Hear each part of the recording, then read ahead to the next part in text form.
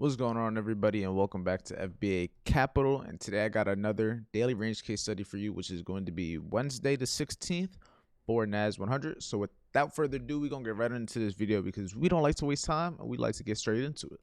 So we got the previous day's high, boom. Okay, I already fucked up. But all right, we got the previous day's low right here. Previous day's low. We're going to get the 12 a.m. open, which is right here. Then we're going to get the Asian session range from 18 o'clock all the way to midnight. Boom. Mark up that range. And we got a few things in price already. This was a good day. I ain't gonna lie to y'all. This was a good day to trade. Any shorts would have been amazing. I think Wednesday I actually broke even. Yeah, wait. No, Wednesday I did catch a trade. Tuesday I broke even. Okay, there we go. Monday I didn't trade. Makes sense. But as you can see, there's a few things I want you to pay attention to, such as when we ran this Asian session high. Ran the Asian session high. So I want you to pay attention to this area in price. I also want you to pay attention to this area in price. And I also want you to pay attention to, I think, potentially this area also. But I'm going to watch it real quick. We're going to see. So why is this area right here so important? So for starters, you got to look left.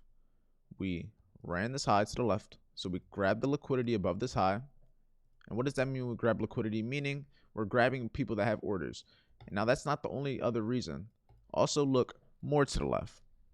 What do we have above this high? We have this fair value gap right in here within price.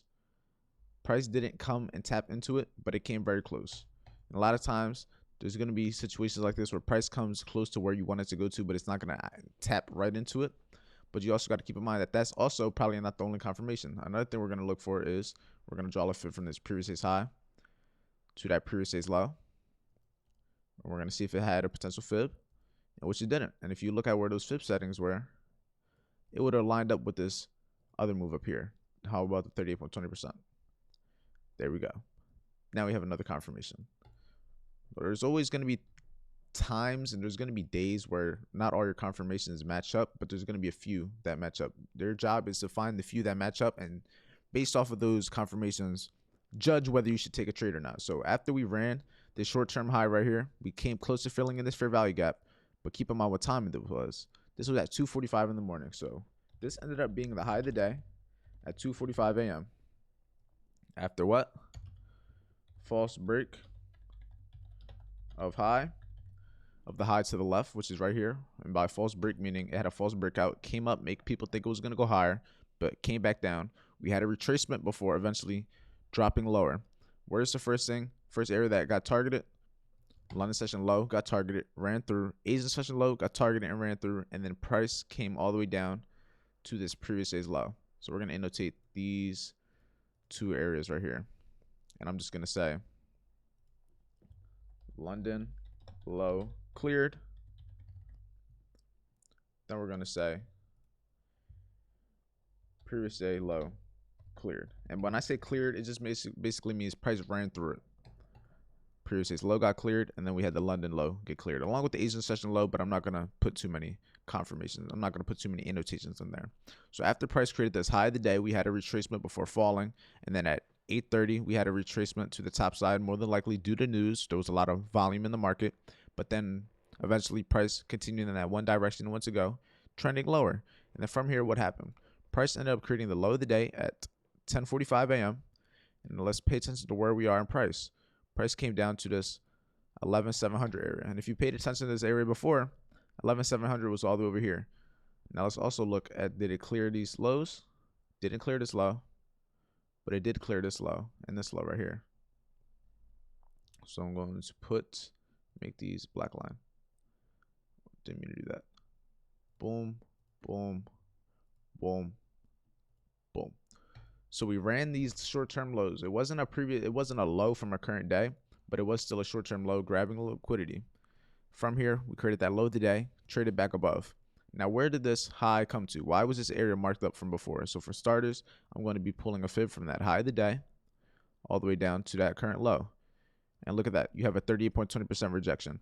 What does that mean? So you got to look at it like this, guys. When you have days where you have a 38.20% rejection from a previous day's high to a previous day's low, for example, like this, where a price made this high, came lower, and it had a retracement of 38.20%. If it trends like this, more than likely you could see that you're in a trending environment, and more than likely price is not going to have as big of pullbacks. And as you can see, based off of that, didn't mean to do that, but based off of that, you can see, let me put that fib back. I just took it off by accident. Boom. Not from up there. Right here. But as you can see, you had a 38.20% rejection at London session. And then you had another one down here. So those two 38.20% rejections. And usually we don't get a lot of those rejections. So as you can see, when one happens, more than likely another one is going to happen. Also, let's keep in mind where we were in price. Price retraced back into this. It came close to 11,800. It didn't tap into it, unfortunately, but it did come very close. I'm not going to put an annotation, but I will lay out the level there. Then from here, price ended up just coming back lower. But let's annotate this. So at 12:45 p.m., we came into at 38.20%. So at 12:45 p.m., we had the fib short 38.20% rejection, just like that. And also, instead of this 800 level, I'm going to, matter of fact, never mind. I was going to mark up 750, but it's not even worth it right here. But yeah, this is the daily range for Wednesday. Wednesday the 16th. It wasn't a crazy day, but there was a lot of movement, and it, for the most part, just trended to the downside, being a London continuation. So we had the Asian session range. We ran the Asian session higher during London session before eventually trading all the way lower and just staying below. So for the most part, it was just a bearish London continuation. If anybody was holding sells, you ate on Wednesday. Not gonna lie to you. So with that being said, I'm going to screenshot this. I'm going to send it in the Telegram. And if you want to send it in the Telegram, make sure you send that also. So not send it, but make sure you join that. It's going to be in the description. So with that being said, appreciate everyone for watching this video. If you found it helpful in any way, shape, or form, make sure you like, comment, and subscribe. Like I said, make sure you join the Telegram. The link is going to be in the description. Make sure you screenshot this trade, and make sure you stay productive and stay learning no matter what. Stay safe, and I'll see you guys in the next video.